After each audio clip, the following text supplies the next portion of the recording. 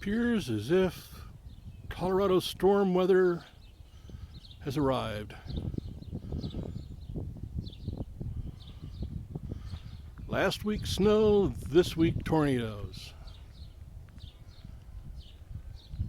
Just like normal.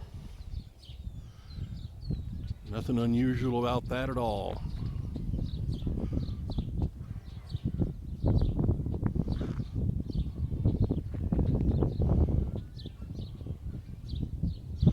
You can see the hook shape to that,